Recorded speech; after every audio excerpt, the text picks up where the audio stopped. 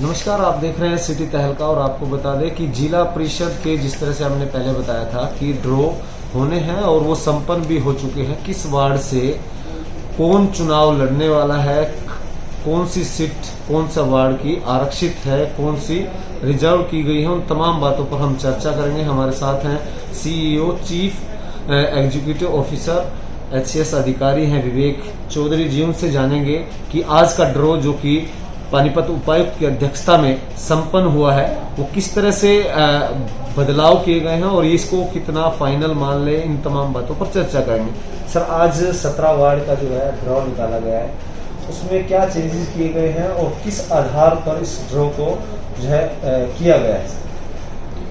आज जो है जो हमने अभी थोड़ी देर पहले जो ड्रॉ वाली प्रक्रिया पूरी करी है, उसके बारे में जो आपका प्रश्न है उसको लेके मैं बताना चाहूँगा कि सबसे पहले तो आपने कहा 17 वार्ड, तो पीछे जैसे सुने होंगे कि नए पंचायतें जुड़ी हैं, नए ब्लॉक बने हैं, नया काफ़ी चीज़ें नई हुई हैं, लेकिन बावजूद उसके भी हमारे जो वार्ड्स थे उनकी संख्या में कोई परिवर्तन नहीं हुआ था।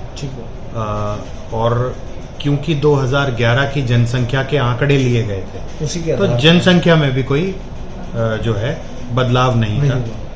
इसलिए इसमें वो मूलभूत सा बदलाव ना होने के कारण ये जो है प्रक्रिया थोड़ी सरल हो गई थी हमारे लिए।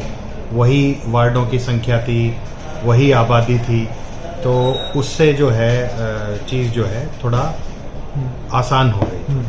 साइड में जी। तो इसमें माफ़ कीजिएगा, इसमें मैं आपको बताना चाहूँगा इस बार चूंकि महिला प्रत्याशियों को 50% रिजर्वेशन देने की जो बात थी, उसको किस प्रकार से इनकॉर्पोरेट किया था उसके बारे में मैं थोड़ा सा बता दूंगा। थोड़ा सा जो है प्रोसेस थोड़ा सा समझने के हिसाब से बिल्कुल थोड़ा सा कॉम्प्लिकेटेड था, तो उसको मैं सरल करते हुए बताता हूँ। जनसंख्या तो आधार था 2011 का, ठीक है। उस आधार को मानते हुए नियम के अनुसार 17 में से 3 वार्ड अनुसूचित जाति के लिए रिजर्व कर दिए गए, ठीक है, और 2 वार्ड बीसी ए जाति के लिए। बीसी ए जाति के लिए पहली बार इस प्रकार का रिजर्वेशन किया गया। तो आगे किस प्रकार से इनका जो है वार्डों का जो ड्रॉ के हिसाब से आरक्षित करना था, उसके लिए जो सिद्धांत अपनाए गए थे उसके बारे में मैं आपको बताना चाहूँगा। जैसे हमारे जितने भी वार्ड हैं उनकी जो भी संख्या थी 1, 2, 3, 4, 5, 6, 7, 8 ये इनकी मूल संख्या थी। इन वार्डों को 2 समूहों में बांटा गया, पहला आरक्षित और दूसरा बीसी, पहला अनुसूचित जाति के लिए आरक्षित और दूसरा जो है बीसी ए के लिए आरक्षित। तो जो अनुसूचित जाति के लिए जो आरक्षित था वो, जैसा कि मैंने आपको बताया कि ऊपर से ही नोटिफाई हो गया था कि 3 वार्ड वो करने हैं, 17 वो 1, 16 और 17 वार्ड थे जी। अब इन 1, 16 और 17 वार्ड में जो महिला के लिए वार्ड आरक्षित करना था वो किस प्रकार करना था। 1, 16 और 17 अगर हम गिनती के रूप में देखें तो सबसे पहले 1 आता है जी। इस 1 को नंबर दिया गया 1, 16 को नंबर दिया गया 2, 17 को नंबर दिया गया 3। तो इसमें जो नए नंबर जो दिए गए, नए जो अनुक्रमांक दिए गए, उसमें जो सम नंबर थे वो महिला के लिए आरक्षित करने थे। सिद्धांत ये था। तो उस प्रकार से 16 नंबर वार्ड जिसका अनुक्रमांक 2 था, क्योंकि 2 एक सम संख्या है, तो उसको महिला एससी के लिए रिजर्व कर दिया। अब बच गए वार्ड नंबर 2 से लेके वार्ड नंबर 15। अब ये 2 से 15 थे, इनको भी उसी प्रकार से पहले नंबर 16 तो रोकना चाहूंगा सर, 16 में महिला ही, और वो भी एग्जैक्टली अनुसूचित जाति की। जी। अब इस चीज का मतलब ये हुआ कि 1, 16 और 17 में से 16 में एक प्रकार से आप कह सकते हैं कि डबल रिजर्वेशन हो गया है। वो एससी के लिए भी रिजर्व्ड है और महिला के लिए भी। ठीक है। और जो बाकी के बच गए 1 और 17, उसमें इसमें सिर्फ SC का रिजर्वेशन है। इसमें पुरुष भी लड़ सकता है, महिला भी लड़ सकता है। जी। बाकी बचे जो और हैं उसको सम विषम संख्या में महिलाओं के लिए आरक्षित अनुक्रमांक। देखिए अब जैसे इसके बाद में 2 से लेके 15 तक के जो वार्ड बच गए जी, तो 2 से 15 तक की आप गिनती लिख लीजिए। 3, 5, 7, 9, 11, 13, 15। वार्ड नंबर 2 से शुरू होगा। जी जी। 2, 3, 4, 5, 6, जी, 7, 8, 9, 10, 11, 12, 13, 14, 15। 2 को कहेंगे 1, जी, 3 को नंबर दिया गया 2, हाँ, 4 को दिया गया 3। अब ये जो नंबर जो दिए गए ना, एक प्रकार से कह लो विद्यार्थी का रोल नंबर स्कूल। जी जी। तो ये जो नए रोल नंबर दिए गए, इन रोल नंबरों में जो सम नंबर थे 2, 4, 6, 8, 10, 12, ये महिला के लिए आरक्षित है जी। ऐसी स्कीम आई है, टेम्परेरी रहेंगे जी, ठीक है जी। अब ये आरक्षित पहले से हैं और पर्ची जो गिराई गई उससे BCA के लिए आरक्षित करने थे दो वार्ड जी। ये 2 ही वार्ड करने थे, ये भी स्कीम ऊपर से आई थी। बिल्कुल। तो वो 2 पर्चियां उठाई गई, वो वार्ड संख्या 4 और वार्ड संख्या 6 आई। अब वार्ड संख्या 4 को जो अनुक्रमांक दिया गया था वह 3 था जी, ठीक है, हाँ। और जो 6 थी उसको जो अनुक्रमांक दिया गया था वह 5 था। तो 3 और 5 विषम हैं, इसलिए ये महिला के लिए आरक्षित नहीं थे। ये अब BC के लिए आरक्षित हो गए, ठीक है। BCA वर्ग के लिए। BCA वर्ग के लिए आरक्षित होने के बाद इन पे महिला भी लड़ सकती है, पुरुष भी लड़ सकता है, ठीक है। और जो अन्य वार्ड थे जिनका मैंने आपको जिक्र किया, जिनको 2 number, 4 number, 6 number, 8 number, 10 number, 12 number मिला, वो वार्ड जो है महिलाओं के लिए रिजर्व है। महिलाओं के, माफी चाहूंगा, जैसे कि 3, 5, 7, 9, ये उनके ओरिजिनल ये वार्ड नंबर है, मैं तो रोल नंबर की बात, ठीक है, ठीक है, अनुक्रमांक जी जी। तो 3, 5 और वो 7, 9 जो है, हाँ, हाँ, वो महिलाओं के लिए रिजर्व है। अब वार्ड के हिसाब से, क्योंकि कई लोग इसको समझ नहीं पाते सर, अब वार्ड वाइज हम आपको कहना चाहते हैं कि उन लोगों को तक बात पहुंचे, क्योंकि हमारे पास भी फोन कॉल आते हैं जी। वार्ड के हिसाब से अब बताया जाए तो उसके बारे में थोड़ा सा आप जानकारी दे दें। जैसे कि वार्ड 1 में है SC, जो वार्ड 1 है 16 है और 17 है। पहले मैं SC वार्डों की बात कर लेता हूँ। वार्ड नंबर 1 SC के लिए आरक्षित है। वार्ड नंबर 16 SC महिला के लिए आरक्षित है।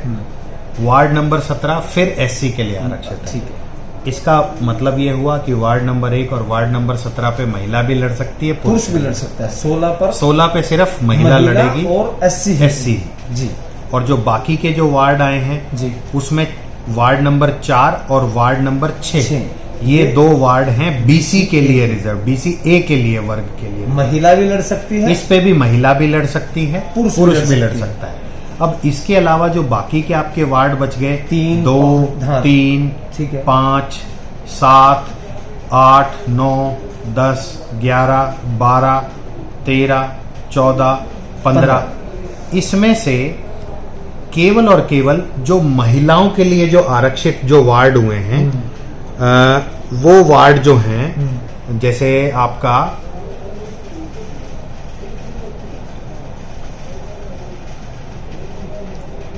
3, 5, 7, 9, 11, 13 और 15 ये वार्ड जो हैं महिलाओं के लिए आरक्षित है। तो अब कुल महिलाओं के लिए कौन कौन से वार्ड आरक्षित हो गए? 15, 13, 11, 9, 7, 5, 3 और 16 महिलाओं के लिए इस प्रकार से ये 1, 2, 3, 4, 5, 6, 7, 8 17 में से 8 वार्ड जो है महिलाओं के लिए। अनारक्षित यदि बात जो अनारक्षित रह गए वो रह गए 2, 8, 10, 12, 14 ये 4 अनारक्षित। अनारक्षित के लिए भी वहां भी महिला भी लड़ सकती है, पुरुष भी लड़ सकता है, SC भी लड़ सकता है, BC भी लड़ सकता है, वो तो कोई भी लड़ सकता है, वो तो ओपन हो गए सर जी। तो अब इसको एक बीच में पार्षद से बात हुई थी, एक उपायुक्त को पत्र भी सौंपा गया है जी जी। इसको उन्होंने ये कहा है कि अभी तक स्थिति स्पष्ट नहीं हो पाई है। पिछली बार भी लोगों को काफी दिक्कतों का सामना करना पड़ा था, क्योंकि चुनाव नजदीक कहा गया था, ड्रॉ की बात की गई थी। तो ऐसे में प्रशासन और सरकार द्वारा कोई स्थिति अभी तक स्पष्ट नहीं की गई है। तो इसको लेकर के कोई स्पष्टीकरण अभी तक, कोई नोटिफिकेशन, या तो कहा जाए कि चुनाव होंगे जी, जैसे कि आपने कहा कि जी, प्रक्रिया मांगी गई है तो जल्द ही चुनाव कराने की प्रक्रिया हो सकती है, जी, ऐसा मानना है। जी, जी। देखिए ऐसा है, जो पूर्व पार्षद विनय गुप्ता जी जो उधर मौके पे अपनी एप्रीहेंशंस, अपनी बात रख आशंकाएं जो रख रहे थे, वो आशंकाएं सभी की सभी सरकार के संज्ञान में हैं। जी। देखिए कोरोना की जो परिस्थिति है वो तो पूरे कंट्री के लिए एक जैसी थी, हाँ। और आगे भी उसका क्या बनेगा वो किसी को नहीं पता। तो जो भी इलेक्शन का प्रोग्राम बनेगा वो डेफिनेटली इन सारी चीजों को ध्यान में रख के ही बनेगा। और फिर देखिए इसमें क्या है कि कई प्रकार की अलग अलग पिटिशंस भी कोर्ट में चल रही हैं। उन पिटिशनों से भी क्या निर्णय निकलेगा, और वो निर्णय हमारी प्रक्रिया को या सरकार की चुनाव कराने की प्रक्रिया को किस प्रकार प्रभावित करेगा, ये किसी को नहीं पता है। तो ये सारे जो फैक्टर्स है ना, इन सारे फैक्टर्स को जीरो इन करना पड़ेगा, और उसी के बाद में कोई प्रोग्राम चॉकआउट होगा। हाँ, मैं इतना कह सकता हूँ, जैसे ये ड्रॉ की जो प्रक्रिया है या वार्ड बंदी की जो प्रक्रिया थी, ये किसी भी चुनाव को, ये तो देखिए लोकल लेवल का है, बड़े से बड़े चुनाव को कराने से पहले ये सारा जो काम है ये किया जाता है। अब इस काम को करने का फायदा ये हो जाएगा कि ये जब काम जो है सरकार के पास पहुंचा दिया जाएगा, तो सरकार के पास एक बेसिक ग्राउंड वर्क तैयार है। सिर्फ चुनाव का निर्णय लेने की बात है, चुनाव की तिथियों का या चुनाव के प्रोग्राम का फिर जो है केवल निर्णय लेने की बात हो जाएगी। तो मैं समझता हूं कि आगे जो है ना, शायद कुछ इस तरीके की संभावना बन सकती है कि जल्दी ही हम कोई चुनावों की कोई टेंटेटिव या कोई पक्की सी कोई तारीख सुनने के कोई बात सामने आ जाए, क्योंकि ये जो प्रक्रिया है आप देखिए ये हर जिले में होने लग रही है। कई जिले जो हैं इसको पूर्ण कर चुके हैं, कई पूर्ण करने की प्रक्रिया में हैं, और कल ही हरियाणा निर्वाचन आयोग की चिट्ठी आई है जिसमें उन्होंने हमसे ये डिटेल्स मांगे हैं कि कौन सा वार्ड किस कैटेगरी के लिए या किस उसके लिए जो है रिजर्व किया गया है। तो ये सारी चीजें जब पूछी जाती हैं तो वो सुगबुगाहट सी होती है चुनाव की। Thank you very much. और आपको बता दें कि इसके बाद जैसे ही एसडीएम जो है उनको जिम्मेदारी दी गई है कि जो पंचायत के चुनाव उसको लेकर भी ड्रॉ जल्द निकाले जाएंगे, और हमने बातचीत की और उनका कहना है कि लगभग 10 दिन के अंदर ही इस पूरी प्रक्रिया को निपटा लिया जाएगा।